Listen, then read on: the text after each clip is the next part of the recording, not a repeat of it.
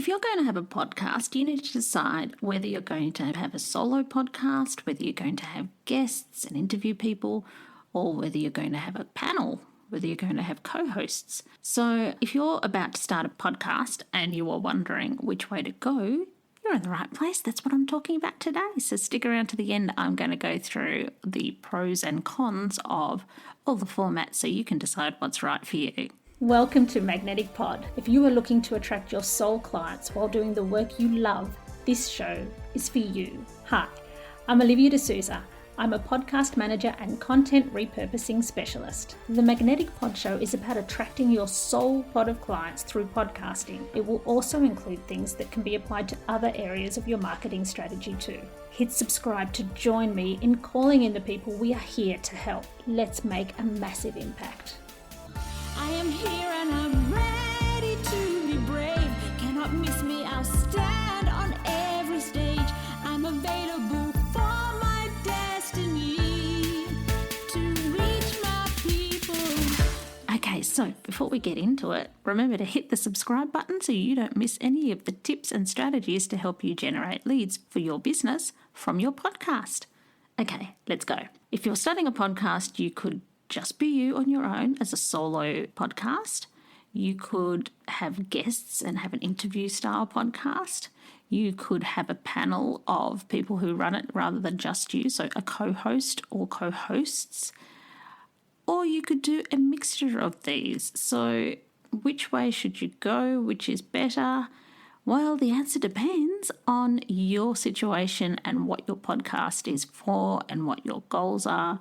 So I'm going to go through some of the things you would want to think about so that you can have some clarity and it'll make it easier for you to decide. So first of all, before starting a podcast, I really do think it's important to get clear on your why, because podcasts are fun and we like to have a platform where we can share what we have in our heart and in our minds and our passions, and I think they're great, but it can be tempting to want to do a million things on your podcast, but it ends up being a lot of work and a big commitment as well. So you want to be clear that what you're doing has a purpose, and so that'll help you keep going with it.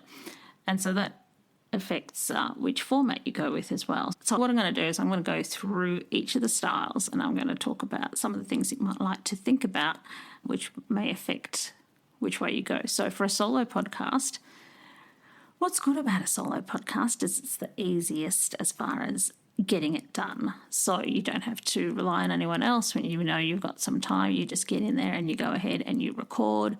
It's also good in terms of establishing you as an authority. It's people going to listen to you and you to share your wisdom, your knowledge, your experience. So there's that. But it's all on you, so you could possibly get a little bit lonely. And you have to think about how you're going to tell your story, because sometimes it's a little bit easier to tell your story when you're having a conversation with someone else, so it's all on you. That can be a little bit harder, maybe just to be there and just talking into the microphone all by yourself instead of having a real live person to talk to. So there's that kind of thing. But in terms of planning and how much time it takes, it's a lot quicker. I find for myself, my episodes tend to be shorter because I get my points across. There's no one asking me questions in real time. So I just get to the point where I go, okay, I've said all my points. It's done, finished. So you have shorter episodes, which is neither a positive or a negative. It's just something I've noticed. But it's a lot easier in terms of batch recording because I can pick a day, I can sit down, I can pump out the episodes and it's done. Whereas if I was doing interviews, I have to coordinate with someone else, and that would go for being a co-host too. You have to coordinate the time with someone else, so it's going to be slower and it's going to maybe fill up your calendar more than if you just get in and do it yourself. So there's the time factor. Okay, so guests, I must say I love interviews, and so I love having guests, but here's a few things to think about if you have guests. As I've already mentioned, you have to tee up a time. So I would recommend maybe picking a week maybe that you want to get them all done in, or a particular couple of days in the week that suit you better. If you're trying to get some high profile guest that's hard to pin down, you're the one that's going to have to be flexible. But if you could try to organise your calendar as much as possible so that you're not all over the place, and leave yourself plenty of wiggle room between recording and publishing so that it's not a problem for you. The thing about having a guest, what you want is that they obviously provide value and make sense for your podcast. So your podcast, you want it to deliver value to your listener that is in line with your goals, what you're trying to achieve, but you're there to serve your listener. So if you have a guest, it has to make sense in regards to what your podcast is about and what people tune in for and what they're there to learn about or be entertained by. So it's got to be someone that fills those criteria. So something to keep in mind is that if you have a guest and you have some expert speaker speaking on a topic, educating your listeners, for example, the guest may benefit and get more business or followers out of being on your show, which is great. And you could also possibly be able to have a reciprocal situation where you go on each other's podcasts if they have a podcast. Sometimes the benefit is also that you just build relationships with the people that you interview, and you may end up with a friendship or a business relationship or an opportunity out of that. So that's positive. But if your purpose of having a podcast is for you to get sales and you to get leads and you to have followers, I would just make sure that you've thought about that as well. I think it's great and it's wonderful if your guests get followers, and so they should, because they want an incentive for being there, for being on your show. So if they get followers and listeners and sales out of being on your show, that's great.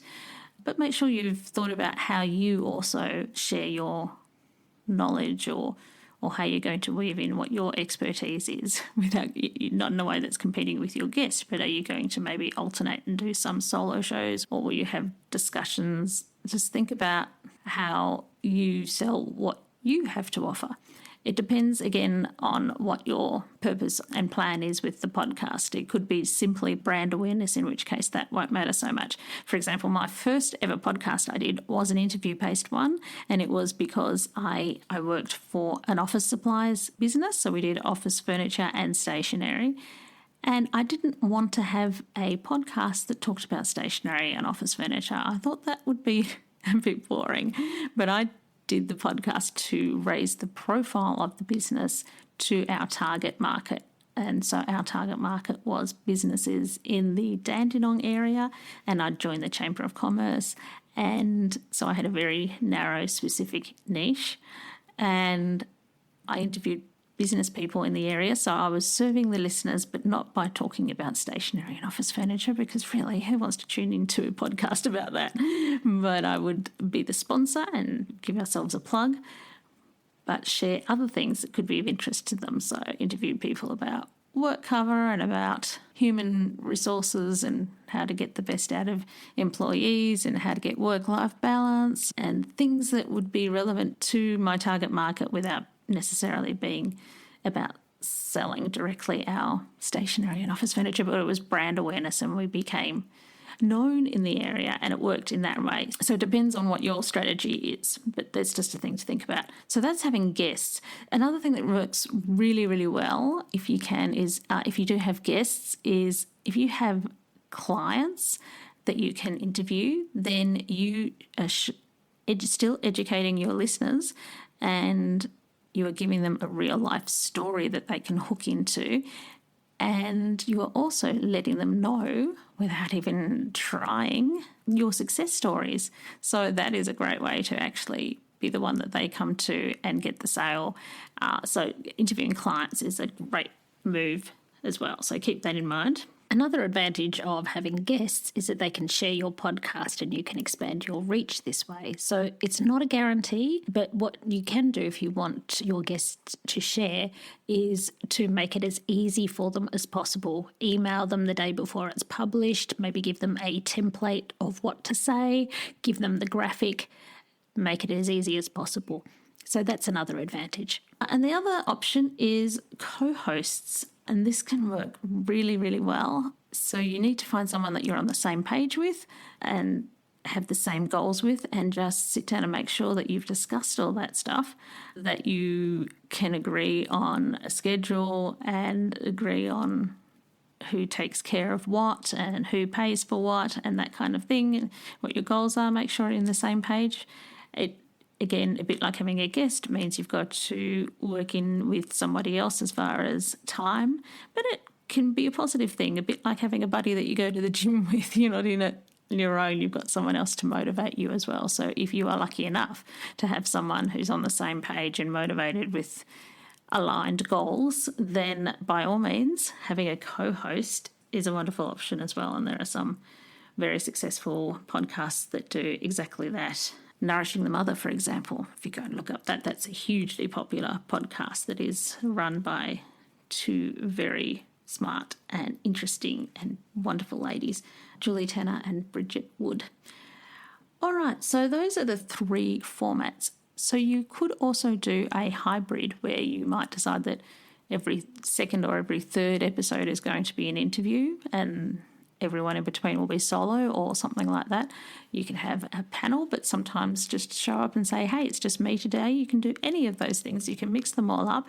If you get known for a particular style, then maybe that potentially could make it a little harder to show up and do something different. But really, as long as you're delivering value, you can do any which way you like. You can keep an eye on your stats and see what tends to work and what is more popular with your listeners.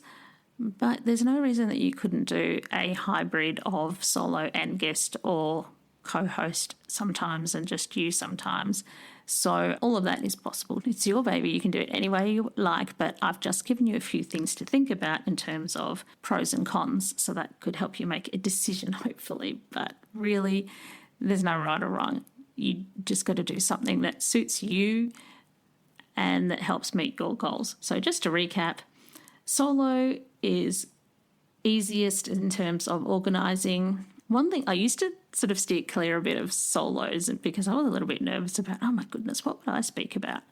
That was probably in the early days. Now I've got heaps to talk about as far as podcasts and sharing what I know with that. But I liked the idea of having guests and letting them do the speaking.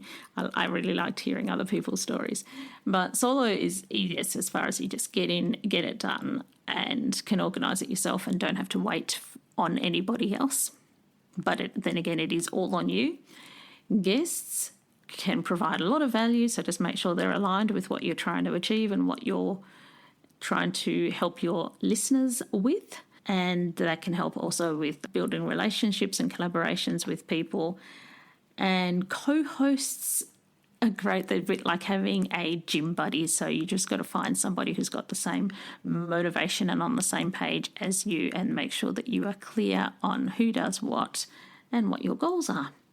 So that's it. If you have any questions, please let me know. All the ways to contact me are in the show notes. If you're thinking of starting a podcast, you can get my free download. Just check the notes and you can download my must-have podcast tech list. It's all in there in the show notes. If you want to start a podcast, you can reach out to me. I can get you all set up and help you reach your goals. I can do all the editing and publishing, or just be there to discuss strategy. I have a range of different options there for you. Also, I have got a workshop coming up. So if you are not looking for a one-on-one, but you'd like to come in on a workshop and really work through what your goals are and what you'd like to achieve with podcasting, it's a really nice offer I've got coming up. So just send me a message in Instagram, just put workshop and send me a message, say workshop, and I'll send you the information. All right, that's all from me. I will see you in the next episode. Bye. I am here and I'm ready to be brave. Cannot miss me, I'll stand on every stage. I'm available for my destiny, to reach my people. Gonna be a star, so if you pass on me, that's a shame for you, but I'm fine. Hello, it's Livy here. Have you ever wondered about what the key elements are that make a podcast truly stand out? Or maybe you're thinking about starting your own special podcast and feel a bit overwhelmed and don't know where to start. Well, I have something for you. Introducing the ultimate podcast checklist. Da, da, da, da. It's a step-by-step guide that covers everything from the initial brainstorming to advanced growth strategies. It's the perfect companion for both new and seasoned podcasters. And the best part, it's absolutely free. Da, da, da, da. To grab your copy, simply head to the show notes of this episode and you will find a direct link there, and then away you go. Remember, every podcast started with that initial spark and the right resource, so let the ultimate podcasting checklist be yours.